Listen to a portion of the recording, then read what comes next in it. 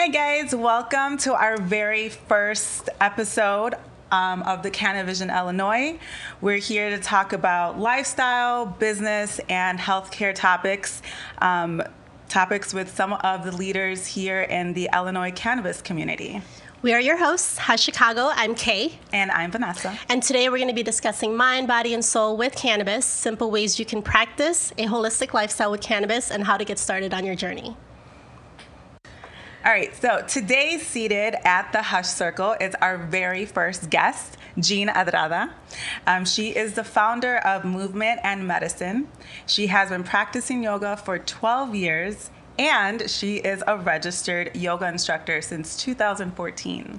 Jean includes a holistic approach to cannabis, integrating plant medicine, movement, and community in a safe and sacred environment. So welcome, Jean. Thank you for being here. Yes, we're so happy that you're the first ever guest of our show. Yes. Yo, I mean, I feel like we're part of Chicago's first cannabis ladies, so. Ooh, I like That's, that. you know what? Yeah. I'm so excited to be here. We work together. We've done a lot of events together. We're part of other stuff. I don't know. Yeah. We love working with you. Yeah. Your energy, even before meeting you, I had this idea of you. And when I met you, it confirmed that idea. And then you just had this warm and familiar spirit. So I was just like, she is family, So I'm just really honored and excited that you're here with us for this. And you've been a part of our own journey with Hush, too. So I thank you so much for your support. And it's like a full circle for us because we actually met, I don't even know how long ago. We met in 2011. My last year at UIC. Yeah. And we met through a mutual friend. Yes. Whoa, yeah. Jessica. Wow. Yeah. Shout out, Jessica. Jessica. We don't know where you are, Hey, but Jessica. we love you. Hey. Yeah. Hope you're good. So when I found out that Jean was part of the industry, I was like, oh man, I know her. This is awesome. Because since the beginning, you just always had this great energy. And we just meshed very well together. Yeah. We had such a good time. Yeah, but I didn't know that you were Hush. I was like, who is behind Hush? And then went to the Pilsen Fest, and it was you. So awesome. Yeah, Cool. happy to be here. Thank you. Let's get to it. And we have we let the audience know, when did your journey with cannabis begin? So I think like most people in high school or college. So maybe back in 2000, not going to say the year or my age, but in high school, it was my first time, and I was at a party, and I smoked a really fat blunt, and then I had a bag of hot Cheetos. It wasn't like a family pack. Yes, it was hot Cheetos. Yeah, it was a family pack, but inside a Ziploc bag. And we hotboxed the car. And then the hot Cheetos gave me this psychedelic effect. So I was straight up at this party, everybody else was drinking, and I'm in the corner, with my hoodie, and just seeing everybody's auras, and just seeing sounds expressed visually, and that's when my I think that's when my relationship with weed really started. That's awesome. That was your first experience? That was my third experience. Okay. My first two experiences were I wasn't high, but I just couldn't figure out how to walk up and down the stairs, Yeah. But it wasn't a pleasant feeling of being high. Yeah. Got it. So did that just stick with you? After that, did you take a break from smoking, or did you carry on the relationship? I did, yeah. I'm sure with everybody's relationship with weed just changes over the years. We mature, hopefully. Mm-hmm. And at first it was this way of just chilling out and escaping and sort of running away from responsibilities, or making things that are really either boring or hard for some reason, and making those situations a lot more chill. And at that point, I didn't really understand that it was because it was very therapeutic. And so over the years, when I first got into yoga, when I was 19, my mom took me to my first class. And I remember laying in Shavasana, which is the last pose of any yoga class, no matter what lineage or discipline. And I was laying in Shavasana. Can you describe what that position is for those who don't know? It's basically like you're laying on the ground with your back on the floor, your arms are out, your legs are out, you look like a fallen star. Okay. And I remember just laying there and being like, oh, this is the yoga high. Or this is the yoga high. This is what it feels like when I'm stoned. Yeah. And I didn't even smoke. That's fucking awesome. And so, like, my relationship with ganja changed as my relationship with yoga and meditation and movement and my own body changed. So over the years, it has become so much more therapeutic in an intentional way, so much more ritualistic and ceremonial. I mean, I still, like to smoke and party and hang out with y'all. But I think there is a way now, and it's so important to, especially in this industry and with the history of the war on drugs, to do it mindfully and to consume consciously. Yes, I love that. Yeah. So after that whole realization and experience with cannabis, kind of putting it in a different light and then integrating it with your own personal experience with cannabis, what was that transition like into creating movement and medicine? So I love that question. I created movement and medicine while I was living in the Bay Area. I was in graduate school at the time for therapy. And of course, California's cannabis industry is so much more established, and the culture of weed there it's different from where we are now. And so it kind of gave me an opportunity to really dive into my relationship with weed. And of course, because I was going to graduate school, I was really like diving into the body and diving into like the body-mind relationship and realizing that, and even if this seems obvious, it's also like that moment when you realize like, oh, I'm not just this body. I'm not just this meat suit, right? I'm a soul.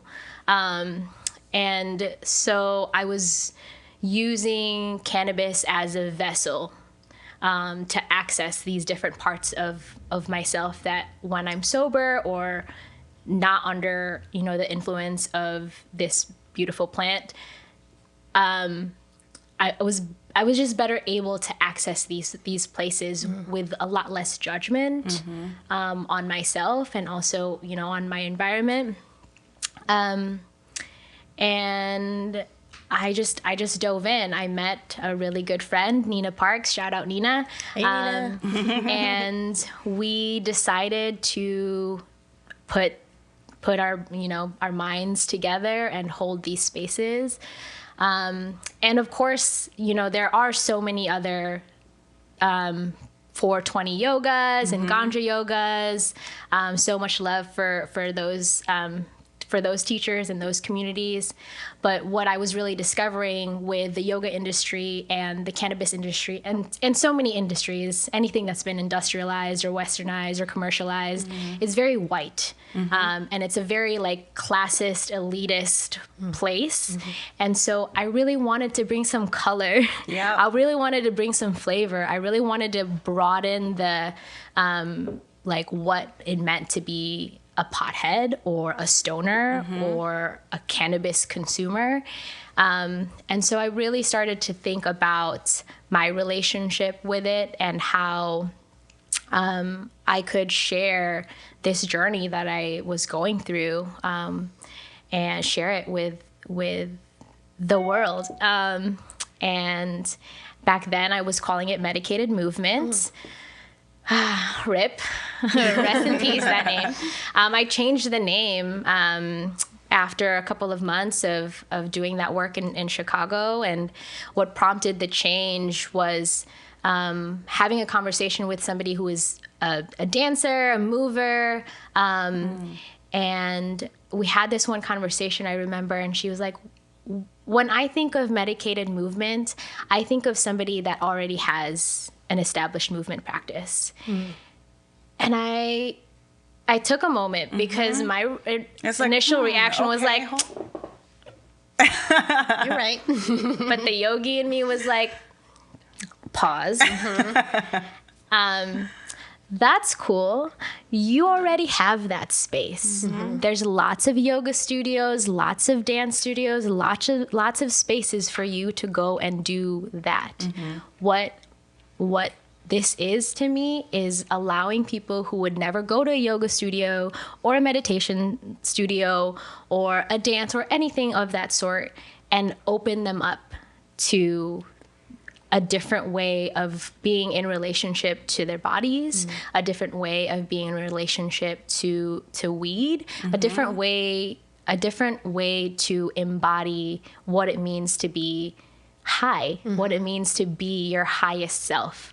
And that's really the work that I'm doing. It's awakening each person to that person, to your highest self. Yeah. What a wonderful answer. Like and the way that you brought it here to Chicago, how was that the transition from like going to California and then coming to Chicago and like starting? Yeah, it was terrifying, honestly, because I was like, oh yeah, I'd have to operate completely underground. I'd have to be really hush about it. Yes. As most of us. Right? Yeah. Yeah. So I was really nervous. But the first time that I had the event, my third year is coming up February 17th. Oh, wow. That's Yes. right around the corner. Yes. I'm going to try to host something. No pressure, but Yeah, you should. yeah. I was really nervous because I knew that I had to operate underground. But I also knew that this was something that Chicago needed. Totally. And the first time I had the event, I had friends that were like old friends from like middle school, high school come through. And then I had friends, or I had, friends of friends come through. And it was so powerful to see so many people of different colors and circles and just like expressions of life come through to one circle, one cipher, one room because of this plant that we've been so stigmatized and, so demonized for in so many different ways. And when I had that first circle, I was like, this is it. This is what I want to do with my life. Like holding space for people to just like light up together and really open ourselves up to this highest version of ourselves. That was really what gave me the fuel to keep going and to keep growing this despite having to be low key. And it really showed me that Chicago really needed this, that we really needed this, that like people of color specifically really needed these spaces to, one, feel safe, and two, feel like, I guess like connect with people that they otherwise would never connect with. And I owe that to the plant. Yeah, Yes. and educating too, like learning how it all works holistically. Yeah. So speaking of, how do you define holistic living and how does cannabis come into your lifestyle? That's a good question. I think my definition of holistic living is let me take a moment. Mm-hmm. Let me sip this water. I think holistic living is so individualistic. What works for me is not what works for you or you or anybody else. And so I think holistic living is first tapping into yourself, knowing yourself, having self-awareness, being willing to really look at yourself and see what habits and patterns are stopping you or blocking you from being your highest self. And I think the way that ganja has helped me to tap into that is like taking off some of these layers, especially around like ego and judgment and like perfectionism or criticism, whether that's like from family, from society. It's helped me to take off that layer so that I can like sit and be with myself.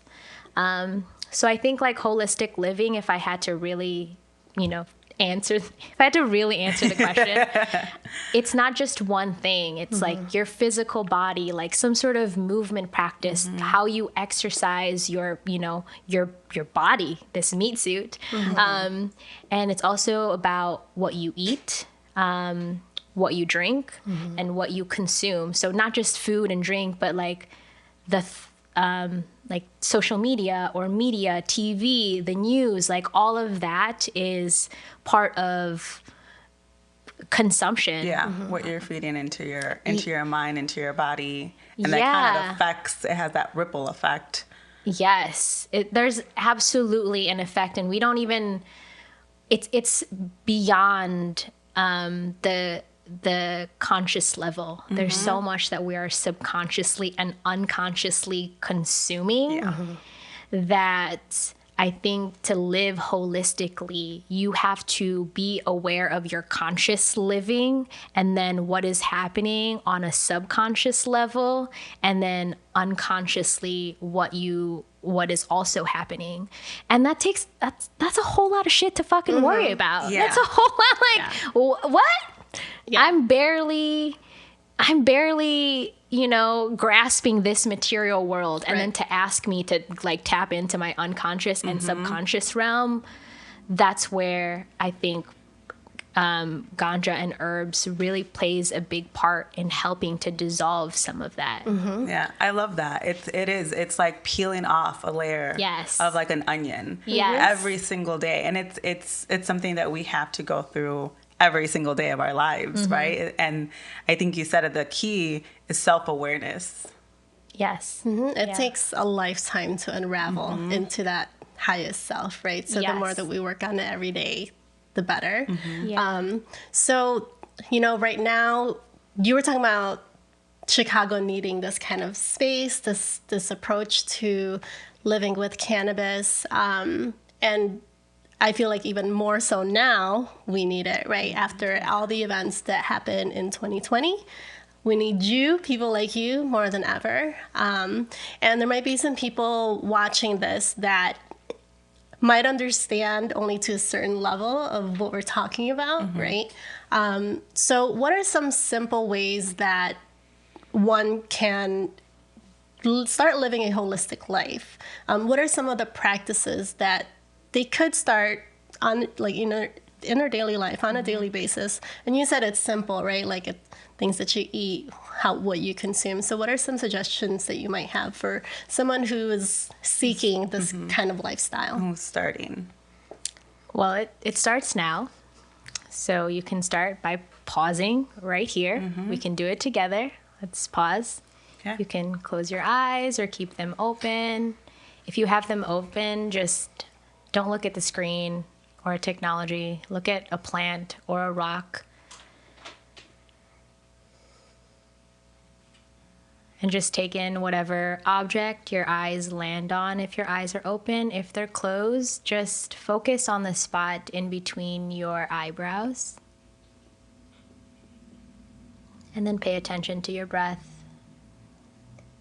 Feel whatever part of your body is making contact with the ground, whether that's your butt on a seat or your feet on the floor.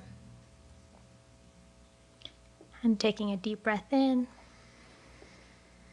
and a complete breath out. Let's do that 2 more times with me. Inhale. Exhale, let it go. 1 more time.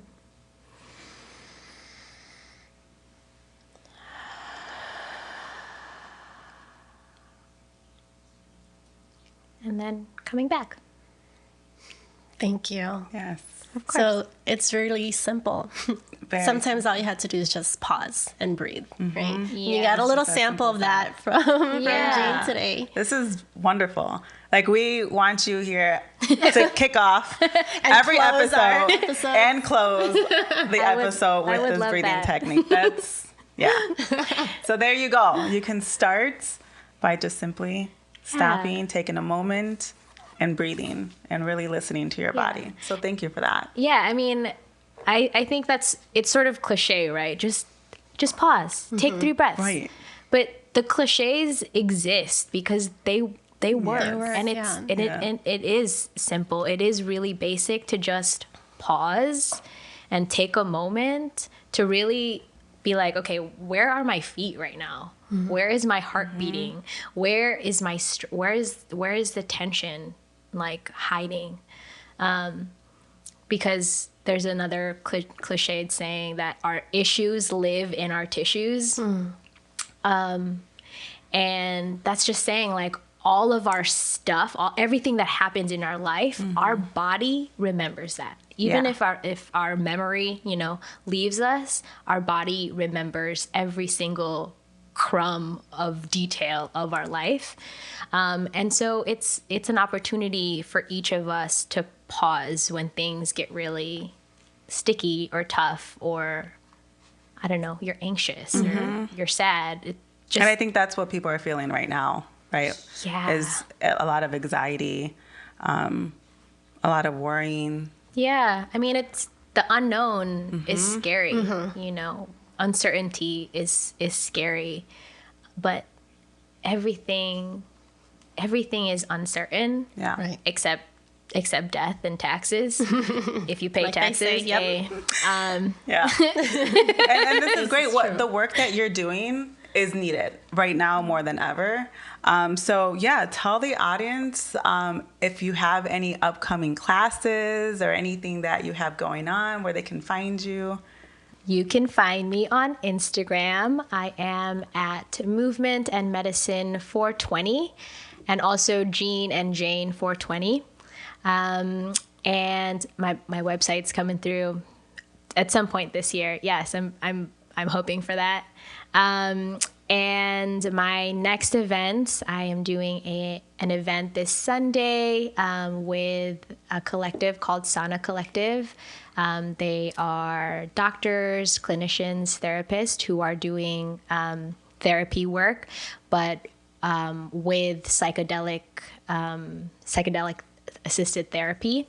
So we are hosting a virtual retreat this Sunday from 10 a.m. to 2:30. It's on Zoom, and it's a virtual fundraiser, but it's free for anybody who needs some space to tune in with themselves.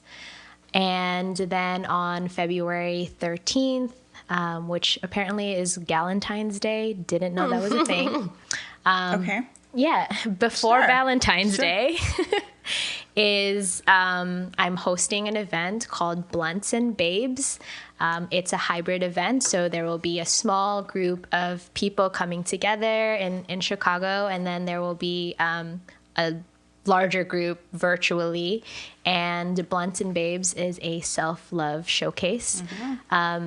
I believe in love, but also love isn't limited to like romantic or like sexual or sensual partners, but starting with yourself and showing yourself some love. So it's an opportunity to really show yourself some love, and also witness other people who are developing their self-love.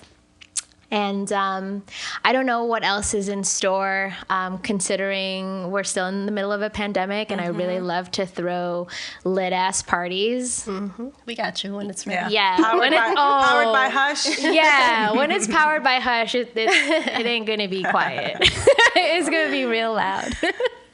Well, thank you so much, Jean, for being our very first guest. We love you, and it's such an honor for you to be here with us. So thank you so much.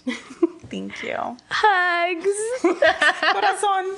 I learned this little move. You make little tiny hearts with your thumbs. I was like, what is that? Cute. That's okay. cute. You'll have to teach us that later. Thank you guys for tuning into our show. Make sure you catch us on our next episode on February 17th. Yes, and shout out to CANiVISION Midwest, and also shout out to our media production, High Key Creative. Thank you guys so much. And make sure you guys follow us on Hush Chicago. That's Hush_Chicago, and CANiVISION.Illinois. So that's CANiVISION.il. So catch you guys next time. Bye, guys. Peace.